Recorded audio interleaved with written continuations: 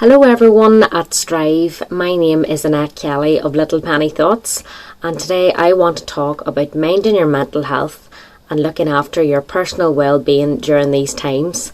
This past few months has been very challenging. I'm sure there's been many things taken away from you, and we've had to adapt to a new normal and a new sense of routine. Adapting to change isn't always easy, and I'm sure over this past few weeks you have felt frustrated and agitated as you have been stripped from so much.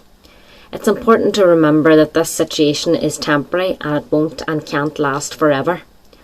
What matters most is building coping skills and trying to manage our mindset as we navigate our way through this. There are many things that have helped me over this past few weeks, and I want to share them all with you. Communicating with others has really helped me. Connecting with others via phone call or video call, expressing my emotions, checking in with them, asking how they are, and having a conversation, trying to make sense of the bizarre world that we live in at the minute.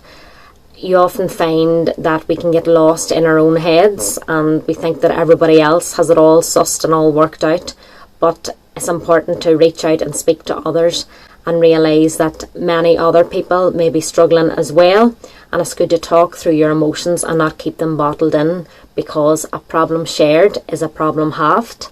Sometimes we can be our own worst critic and we can really beat ourselves up and talk to ourselves in a very unkind way. The theme of Mental Health Awareness Week this week is kindness, so it's important to be kind to yourself as well as being kind to others, and trying to silence that inner chatter or that inner critic inside your head that's telling you that you're not good enough, that you're not worthy enough.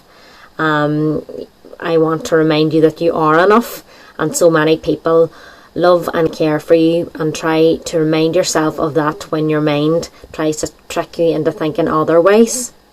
I'm sure many of you have social media accounts, and even though it's a great way to connect with each other and to keep updated, there can be also some pitfalls. It's important to remember that even though we have so much access into other people's worlds, try not to compare it to your own, because comparison is a thief of joy. Sometimes if we scroll too much and have too much insight into other people's lives, we start to feel maybe not good enough. But it's important to remember that social media is like a highlight reel.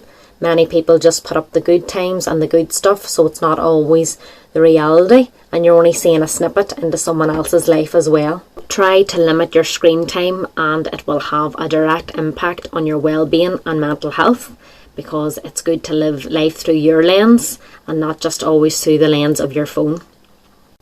And that leads me on to talking about self-care. Personally, for me, self-care is the best care, and it will look differently to us all. For me, self-care is going for a walk in nature. It's reading a book, taking a bath, chilling out. Maybe it's writing, listening to music. There's so many ways that we can care for ourselves that will help us to relax and recharge. So I encourage you to take time for yourself this week to relax and to build up your energy again, especially if you're feeling a wee bit overwhelmed in these current times. So I hope you found some of these well-being tips useful, and maybe you could apply some of them to your own life if they're of help. Thank you so much for tuning in, and I hope you all keep safe and well.